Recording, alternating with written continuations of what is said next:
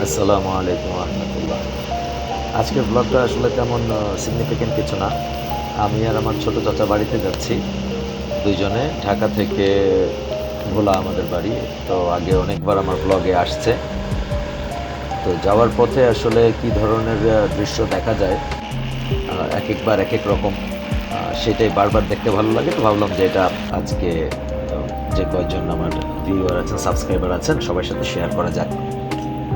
তো যেটা হলো, আমি এই যে গ্রিন লাইন লঞ্চ, এটা মূলত সিটিং সিস্টেম, একটা বাসের ধারণা নিয়ে আসে লঞ্চের আইডিয়ার মধ্যে।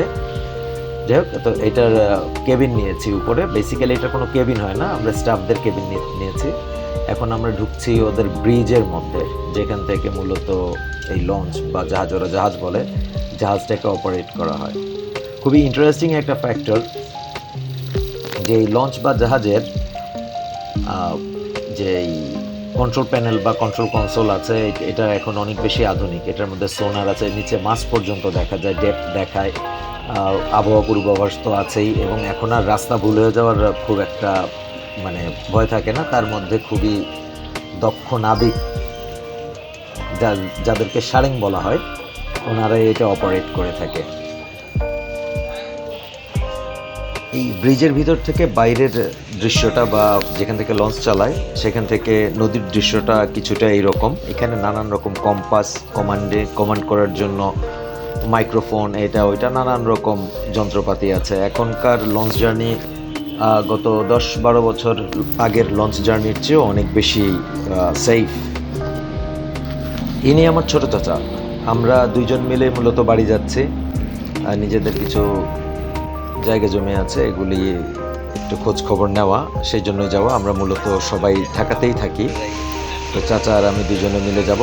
যাওয়ার পথে নিজেদের মধ্যে অনেক রকম কথা হলো, অনেক রকম আলোচনা। খুব প্রাণবন্ত একটা সময় আমরা লঞ্চে চাচা ভাতিজা দুজনে পার করলাম।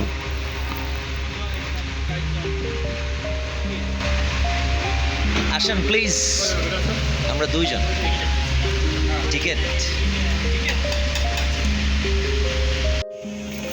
এর আগে ভোলা বরিশাল রুটে যতগুলি লঞ্চ চলতো, তার মধ্যে এই লঞ্চটাই নিয়ে আসছিল সবচেয়ে কম সময়ে ভোলায় পৌঁছায় দিবে এইরকম একটা আইডিয়া নিয়ে আসছিল আর কি। এমনি আমাদের 8 থেকে 9 ঘন্টা সময় লাগতো যাইতে। এই লঞ্চটা আসার পরে ওরা প্রথমে 1-1.5 মাস মোটামুটি 4 ঘন্টা, 3.5, পৌনে 4 ঘন্টায় পৌঁছায় দিত।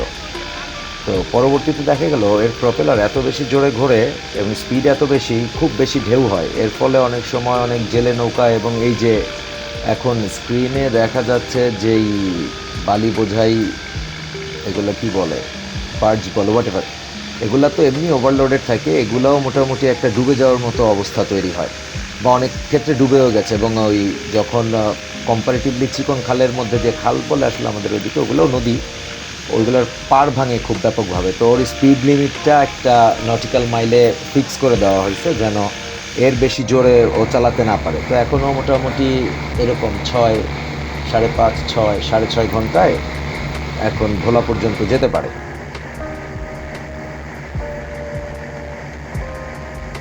আমরা যখন বাড়ির উদ্দেশ্যে রওনা হই, ঢাকায় প্রচণ্ড ভ্যাপসা গরম ছিল এবং বৃষ্টি আসার সম্ভাবনা ছিল আর 2 সপ্তাহ পরে। কিন্তু আলহামদুলিল্লাহ আমরা আসার পরে বাড়িতে আমরা বৃষ্টিই পাইছি। এটা হলো ঠিক আমার বাসার সামনে থেকে একটা দৃশ্য। আর এই আমাদের মসজিদের সামনে আমাদের কোনো এক প্রতিবেশীর একটা গরুর বাছুর হয়েছে, একদম নতুন। ওরা আদর করার সময় ওর মা আবার আসছে চেক করতে যে আসলে আমি এই গরুর বাছুরের সাথে কি করছি। এটা হলো আমাদের কাচারি ঘর। প্রিয় গরু এসব খেয়ে ফেলাইছে।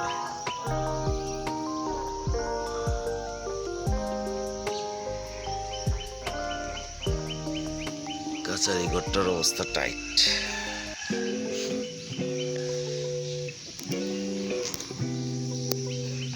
আল্লাহ রে আল্লাহ, হায় আল্লাহ, হায় আল্লাহ, হায় আল্লাহ, নবীর রাসূল, হায় আল্লাহ, হায় আল্লাহ, হায় আল্লাহ, এমনে রে নে, হায় আল্লাহ, হুকুম রে, এই বিনা বেটা নে, হায় আল্লাহ, এই টান শিখাইছে, হায় আল্লাহ, এই হায় আল্লাহ, বীর হনুমান, হায় আল্লাহ।